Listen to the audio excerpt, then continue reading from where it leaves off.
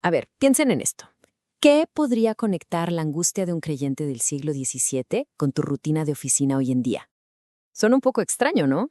Pues resulta que tienen muchísimo que ver. Hoy vamos a desglosar las ideas de un gigante, Max Weber, que nos dejó literalmente el manual de instrucciones para entender el ADN de nuestro mundo moderno. Pero para que vean que esto no es pura teoría aburrida, vamos a arrancar con un poco de conflicto. Porque la obra más famosa de Weber, La ética protestante y el espíritu del capitalismo, no fue un libro más en la biblioteca. No, para nada. Fue una verdadera bomba. En el momento en que se publicó, provocó un incendio, una pelea académica durísima, que se extendió por décadas. Y créanme, las críticas no fueron nada sutiles. Ok, esta es nuestra hoja de ruta.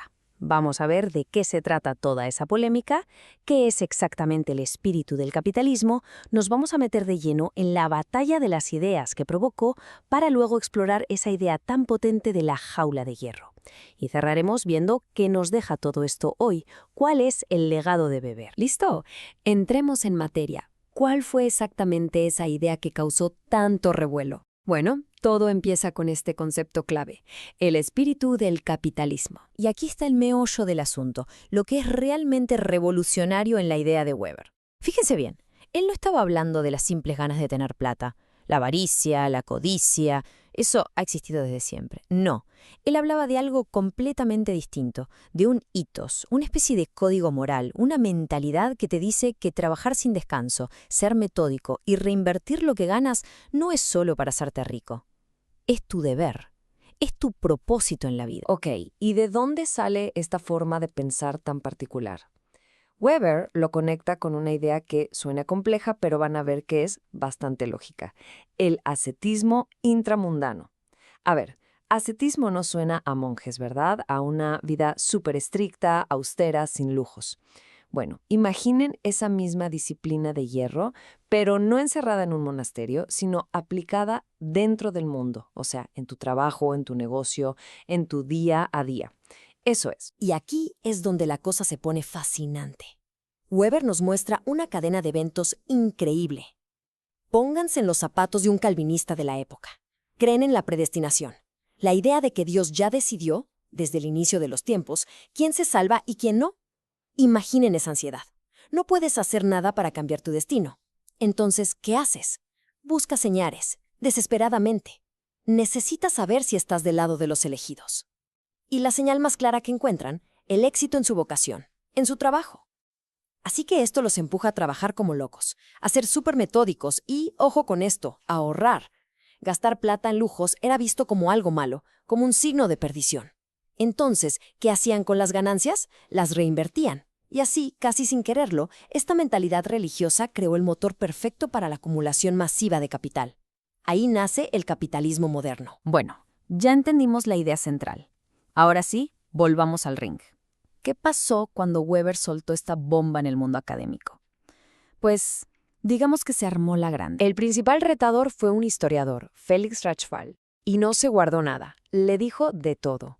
Que el capitalismo existía desde mucho antes del calvinismo, que eso del espíritu era una idea muy vaga, que había otras motivaciones como el poder, y que se estaba olvidando de grandes capitalistas que no eran protestantes.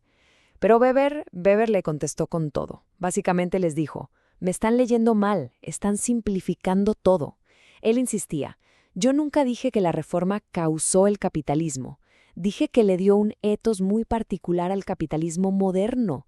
No me interesan los millonarios individuales. Me interesa cómo una mentalidad nueva transformó a toda la sociedad. Y para que se hagan una idea del nivel de la discusión, de la frustración de Weber, miren cómo describió a su crítico Rachfal. Lo llamó un muy ligero plumífero y al mismo tiempo demasiado pesada especie de tinterillo pedante. ¡Wow!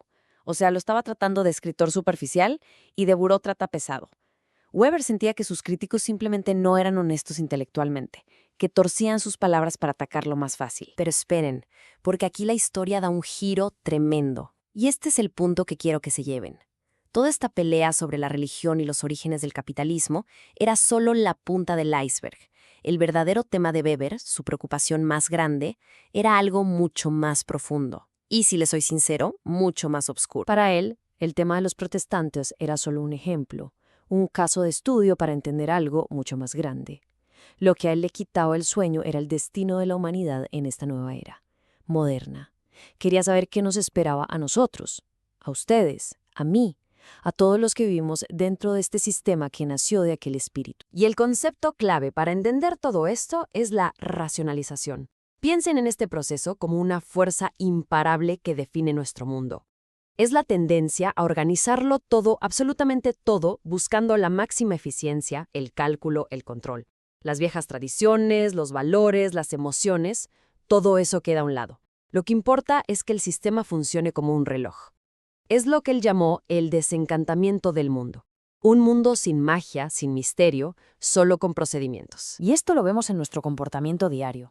Weber dice que hay, a grandes rasgos, 4 maneras en que actuamos. A veces por costumbre, porque siempre se ha hecho así. Otras veces por emoción, por un impulso. También podemos actuar por valores, por una convicción ética o religiosa, sin importar las consecuencias. Pero en el mundo moderno hay un tipo de acción que se come a todas las demás, la acción racional con arreglo a fines. ¿Qué es eso? Es la lógica del cómo.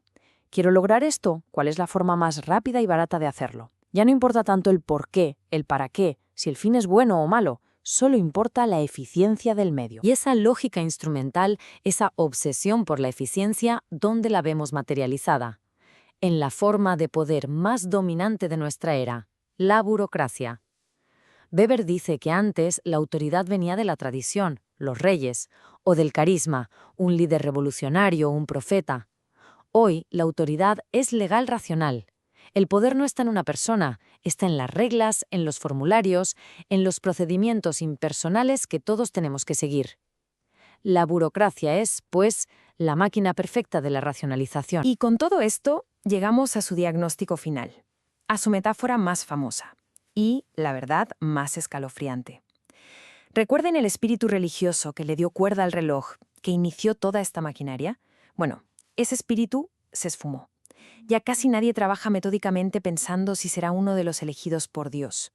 Pero la máquina, la estructura, ese sistema de eficiencia y reglas impersonales, ese sigue andando. Heredamos la cáscara, pero perdimos el contenido. Y por eso, dice Weber, vivimos atrapados en lo que él llamó una jaula de hierro. Un sistema que nosotros mismos creamos, pero que ahora nos encierra y nos obliga a vivir bajo sus propias reglas, sin alma y sin propósito. Entonces, después de este panorama un poco desolador, la pregunta es, ¿por qué nos debe importar esto hoy? ¿Qué nos deja Weber? Porque lo que hizo Weber no fue simplemente una lección de historia.